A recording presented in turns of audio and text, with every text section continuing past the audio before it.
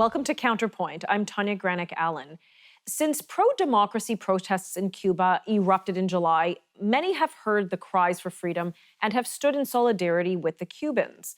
Unfortunately, many protesters have been arrested and jailed for their participation in the pro-freedom movement. Recall that Cuba has been a communist country for about 60 years, and as a result suffers rampant poverty and is the poorest of any Latin American nation. The government, headed by dictator Raul Castro, controls nearly every faction of life, from electricity to food to the internet. One of these political prisoners is Canadian-Cuban Cary Abedin, who is only 19 years old. He has been in prison since July 12th, deprived of his rights, and for what? Merely being at the wrong place at the wrong time. There are growing concerns for his health and the well-being, as so many prisoners die from illnesses and diseases while in confinement. And Cary is just one of many who has been imprisoned for simply, again, in his case, being at the wrong place at the wrong time. But there are many, many others who have been imprisoned for just protesting communism, protesting for freedom. So what is Canada doing about this? Will Cuba hear the cries of its people and embrace freedom and democracy? Are things at a tipping point? Well, joining me now is Michael Lima Cuadra, founder of Democratic Space and the Canadian representative for the Council for Democratic Transition in Cuba. Welcome, Michael. Thank you so much for joining me in studio today. Thank you, Tanya, for having me and for speaking up for the people of Cuba in their cause of democracy and freedom. Well, it's my honor. It really is. Now, we've had you on before, and you were explaining right at the beginning when these protests first started what was happening in Cuba. But for some of our viewers who perhaps didn't catch that interview, could you give us an update as to what is the current state of affairs in Cuba? Tell us about the communist government and what's happening right now. There's rampant impunity in Cuba. As you remember, Tanya, last time we spoke about the July 11 protests. That day, more than 1,000 people were in prison. As of today, there are more than 500 of them in prison in Cuba, facing sentences for sedition up to 25 years. Now, 500, as I mentioned, there are 500 in prison, and more than 300 are young people from ages from 14 to 30 years of age. As young as 14? As young as 14 Wow. years of age. For protesting? For protesting or for just recording what was going on in the protests, for posting it to social media. Posting it to social media, taking to the street peacefully, demanding democracy and freedom.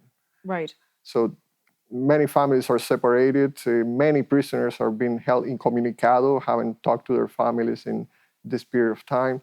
Like people like Jose Daniel Ferrer, the leader of the Patriotic Union of Cuba, he's been subjected to torture, noises, isolated in a cell with extremely high temperatures. Really? So they can break him, affect his mental health. So people can be driven to a state of craziness. Like you can lose your mind in those conditions. So they're setting an example. They're terrorizing the population. And it's within that context that Michael Cary was arrested in those days in which the order was to imprison everyone on the street, pretty much. Okay, so let's take a step back. Obviously, these people are protesting for freedom. They're protesting against communism. But so our viewers understand, how bad is the communism, or is communism in general, especially when we're talking about Cuba?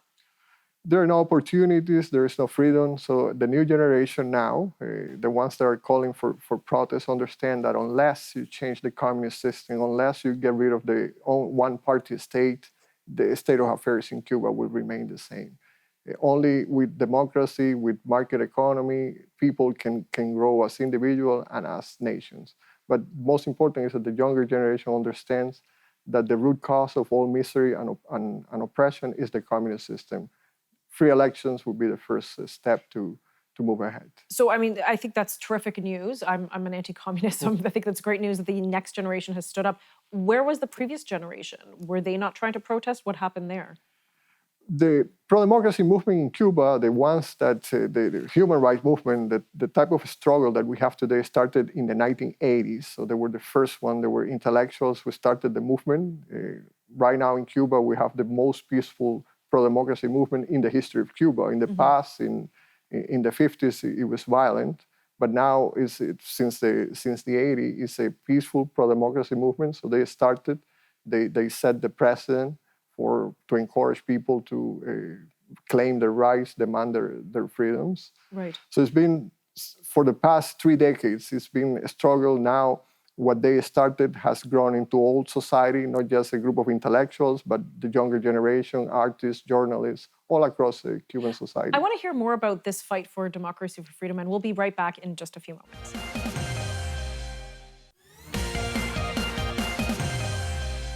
Welcome back. We're joined again by Michael Lima Cuadra, founder of Democratic Space and the Canadian representative for the Council of Democratic Transition in Cuba.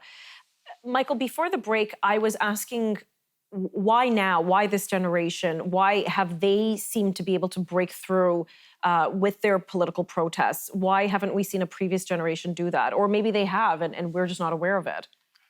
I think we have to go back to 2018 when the San Isidro artist movement started and they began using the internet. That was a major issue in how they communicated with young people through the internet, so social media. That's when in Cuba there was a crack in the wall and people started having access to cell phones and internet. So I might point out to 2018 because that's when a crusade against censorship started in Cuba. Mm-hmm. San Isidro movement started because an article in the Constitution, 349, officialized censorship in Cuba, which really existed for the past 6 decades, but that article made it official. So they were the first one to reach out across civil society, environmentalists, human rights activists, journalists, and they broke the pattern of the human rights movement. In the past, it was just groups, intellectuals, and they reached out to all sectors of society. I think that was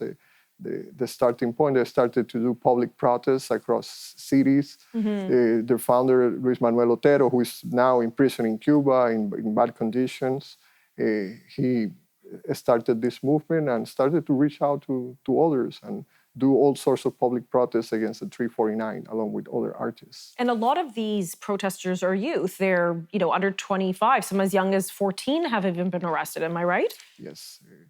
There were, as of today, there are 500 people remain arrested in Cuba, and of that amount, around 326 range between 14 and 30 years of age. So it was a rebellion of youth.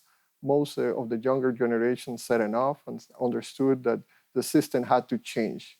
In order for Cuba to improve, Cuba needs democracy, free elections, which have been absent for the past 6 decades. Yes. Cuba is the longest dictatorship in Latin American history, and behind China and North Korea, among the longest lasting worldwide. And they have the most political prisoners in prison, when July 11th On July happened. 11th, yes. More than 1,000 political prisoners, more than Venezuela and Nicaragua combined just in one day. So the police was on the street picking up younger people and sending it to prison for just filming what was happening, for walking in the wrong place, or for taking part in the protest, which was mainly peaceful. Yes. It's a human right. It wasn't a violent protest. No, not at all. It might have been just one incident of violence, and perhaps it might have been fabricated by the regime because the Cuban regime wants to portray the dissidents and the opposition as violent. They want to justify the crackdown. Exactly. Right. But Cuba now has the most peaceful opposition in history. There has never been a more peaceful opposition in Cuban history than today. Wow. The younger generation believes that Cuba needs a transition peacefully with free elections. You mentioned that people were picked up, these young youth were picked up, perhaps they were marching peacefully. Some were just innocently bystanding. And one such was a Cuban Canadian, Kerry Abedin. He's only 19 years old. And what did he do? He was just chatting in a street corner after being in his apartment because of COVID. He'd been there for a month or more. So he decided to go on the streets on July 12th, a day after the July 11th protest, just to chat with a friend in a street corner very close to where he lives. And the police accused him of throwing a stone and crack the windshield of a police car. He didn't do that. He's a peaceful young student, brilliant in school. Wow. So they went around the neighborhood looking for the first person they could blame, and they found Michael Kerry and sent him to prison, put him there for the past 3 months. Most of that time have been isolated. His mother, whom I'm in contact, she saw him first 2-3 weeks ago. He was not able to see him for more than 3 months. Right. Only phone calls with 1 minute limit from prison. In prison, he got sick, got COVID-19. He was not properly treated for it. He got hepatitis. Well, he's yellow, so we assume might be hepatitis. Right. There's something going on with the liver. Yes, something going on with the liver. He has herpes, and doctor just saw him last week. So he caught herpes in prison. He caught herpes in prison. There's all sorts of infections in prison. Wow. And in prison, you have to buy pretty much everything in Cuba. You have to pay for water. You have to exchange things like. So it's not like Canadian prison. No. It's a terrible place, and there's violence in the prison.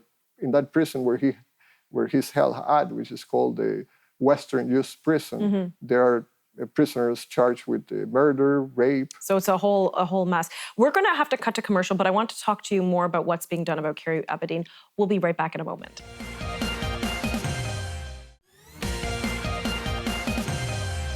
Welcome back. We're continuing our discussion on Cuba and its fight for democracy amongst especially the young people. Michael, thanks again for joining us. Before the commercial break, we were talking about the Canadian-Cuban who's in prison, Carrie Abedin. He's only 19. He's since contracted herpes. He looks yellow. We're concerned about his liver function. There's concern about his mental health, his physical health, his safety. What are the conditions like in these prisons? The conditions are terrible. Prisons are filled with infections. Michael faces episodes of violence. He has to relate in prison, so there's violence going on in prison. Right. So he's in a very dangerous location. We're very concerned that he only got to see a doctor approximately a couple of weeks ago, and that was due to pressure because the case had been reported in the media here in Canada, right, on Cuban independent media sites as well. So the regime felt pressure, and that's how a doctor was sent to see him, but he hasn't got any medical tests, which are essential. And I take it the doctor reports to the Cuban government? Yes, it's a doctor that goes to prison. So how can we trust what his report is? Exactly. So we just saw Michael, but hasn't properly sent him to do any tests or anything like that. So what can be done? So he happens to be a dual citizen. He's Canadian and Cuban. He, again, was at the wrong place at the wrong time. He got shipped out to this prison in Cuba. Apparently, you said he was had tickets. He was on the way to fly to Canada very soon. Yes, he was on his way to come to study here at university in July before he was arrested. At the end of July, he had tickets to fly to Canada. So all his future was destroyed. I think Canadian society, in the same way that it rallied for the two Michaels in China, it should rally for this third Michael in Cuba, in prison there. People should pressure the government to be more active. We are now in... So what has happened? Has the Canadian consul or the embassy in Cuba, have they gotten involved? Do we still have okay diplomatic relations? I don't know what the status of those are. Canada and Cuba has full relations. The Canadian embassy in Cuba tried to see Michael in prison on 2 occasions. It was denied by the Cuban government. We've sent letters to Global Affairs. They're aware of the case. They say they're working on it. So we're working with them and trying to reach out. There are Canadian human rights lawyers involved in the case, centers in Canada involved. And there has been a story of solidarity too, because Michael's mother in Cuba, she had a fire in her apartment in April, so she doesn't even have electricity, cannot work. So I've reached out to NGOs in Spain to help her, say, for example, with cell phone data to get internet. So that way she can communicate with you, and you're here on the ground in Canada trying to help her. Exactly, and with lawyers and with... And why Spain? Why did you reach out to? Why is she reaching out to Spain? Probably Cuban human rights groups and human rights are all over. So Spain would be one, but here in Canada, the human rights lawyer are also working on the case, reaching out to the government to do something about him. So what has the government done? The government so far has only said that they are aware of the case, but nothing else has been done. The Canadian government hasn't provided with medicine. For example, I had to reach out to another NGO for the herpes medication, aciclovir, which the mother couldn't get in Cuba anywhere. Well, yes. Anyway, because there's scarcity of food, the scarcity of medication in Cuba, and that was provided by another NGO that Now, I remember when we were covering, you mentioned the two Michaels in China, or in China. When we were covering the two Michaels case, one issue, and it wasn't necessarily particular to them, but one factor that was emerging is that China doesn't recognize dual citizens. So if you're a Canadian Chinese citizen and you get in trouble with the government, even in Hong Kong now, because China controls that as well, or in mainland China, they don't recognize your consular rights, if you will, as a Canadian, because they don't recognize your citizenship. Is that the same for Cuba? It is. It is because Cuba, the Cuban regime doesn't recognize dual citizenship. But I think the Canadian government can speak up, can reach out to the Cuban regime. They have excellent relations and inquire about what's going on with Michael. I think that would go a long way if they reach out and speak up, and society in general. I know, for example, I've reached out to Senator Leo Husacus, his help has been very valuable in the cause of democracy in Cuba. He said he will follow up on the case. I've reached out to other MPs as well, and NGOs to rally society. And will that help? We only have about 25 seconds before commercial, but would that help, having a Canadian senator kind of stick his nose in what's going on there? Will that agitate the government enough to do something? I think it will. Dictatorships respond to pressure. And Michael has been wrongfully accused. He's not even an activist, just a young student, never involved in anything. So I think it will. Pressure will work. We'll be back in just a few moments with Michael.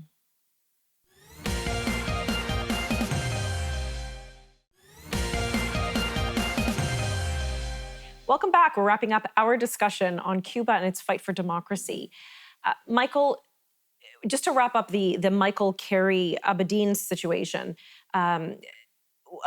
he's trying to get out. What else do we see is happening there in the next few months? I mean, he's been there already several months. He's been charged with how many? What has he been charged with, and what prison sentence is he looking at? He's been charged with damages, and that's according to police for damaging a police car, which all evidence points that he didn't do. And he's facing how many years? He's been facing 6 years. 6 years, which is a brutal sentence for a young, peaceful student. Right. And again, he wasn't even protesting, but even the protesters themselves were very peaceful. So they're probably facing far more stiffer sentences.